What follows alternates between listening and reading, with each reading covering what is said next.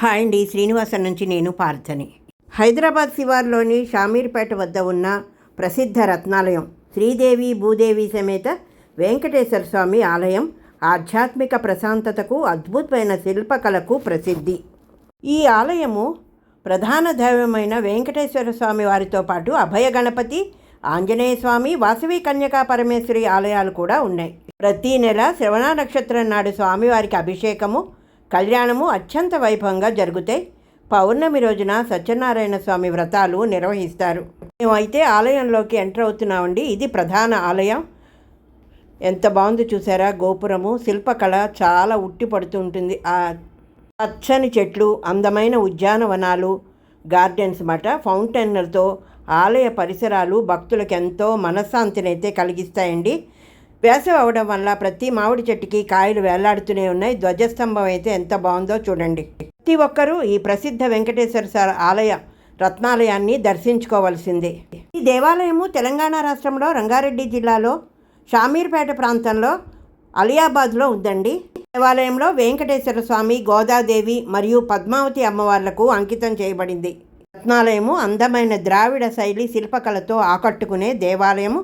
ప్రతినిత్యము గోపూజ అయితే జరిపిస్తూ ఉంటారు. భక్తుల చేత ప్రతిరోజు నిత్య నీరాజనాలు అందుకుంటున్నారు స్వామివారు. 10 అడుగుల ఎత్తులో ఉన్నారు. ఈ ఆలయం యొక్క భూమి పూజను 2001 ఏప్రిల్ 26న శ్రీ త్రిపురానంద స్వామి నిర్వహించారు. ఈ విగ్రహాలను కాంచీపురం నుండి తీసుకువచ్చిన ప్రముఖ శిల్పి గణపతి స్థపతి తయారు చేశారు. ఆలయ అద్భుతమైన నిర్మాణాన్ని శ్రీ ఎం శంకర్ రూపొందించారు. 22 నెలల భూమి పూజ తర్వాత వెంకటేశ్వరుడు, పద్మావతి దేవత మరియు ఆండాళుదేవి, హనుమంతుడు, గణేష్ మరియు శ్రీ వాసవి కన్యకా పరమేశ్వరి యొక్క ఈ పవిత్ర స్థలం దాని అపారమైన రూపాన్ని సంతరించుకుంది. తర్వాత ఫిబ్రవరి 19, 2003న శ్రీ శ్రీ జయేంద్ర సరస్వతి స్వామీజీ, శ్రీ చిన్నజీయర్ స్వామీజీ ఆశీస్సులతో విగ్రహాల ప్రతిష్టను పూర్తి చేసినప్పుడు ఉనికిలోకి వచ్చింది. ఆగమన శాస్త్రము, పంచారత్ర దైవిక మతపరమైన ఆచారాల ప్రకారము దివంగత శ్రీ ముదుంబై రామానుజాచార్య స్వామీజీ మరియు దివంగత శ్రీ చంద్రమౌళి గురుస్వామీజీ వారం రోజుల పాటు పూజలు చేసిన తర్వాత ఈ ప్రతిష్ట పూర్తయింది. రత్నాలయం. ఈ రత్నాలయం పూర్తిగా అందమైన తోటలతో అలంకరించబడి ఉండడంతో పాటు భగవంతునికి చాలా ముఖ్యమైన శంకునామాలు మరియు చక్రము ఒక ఫౌంటైన్ రూపంలో నిర్మించి ఉండటం వలన ఈ ప్రదేశం యొక్క అద్భుతమైన శాస్త్రీయ సౌందర్యము మరియు వైభవము అనేక మంది భక్తులకు మరియు ప్రకృతి ప్రేమికులకు ఆకర్షణ కేంద్రంగా ఉంది. శేషుడిపై భార్యలతో కలిసి విష్ణుమూర్తి విశ్రాంతి తీసుకుంటున్న దైవిక దృశ్యాన్ని వర్ణించే ఫౌంటైను ఆలయానికి అందము మరియు వైభవాన్ని జోడిస్తుంది.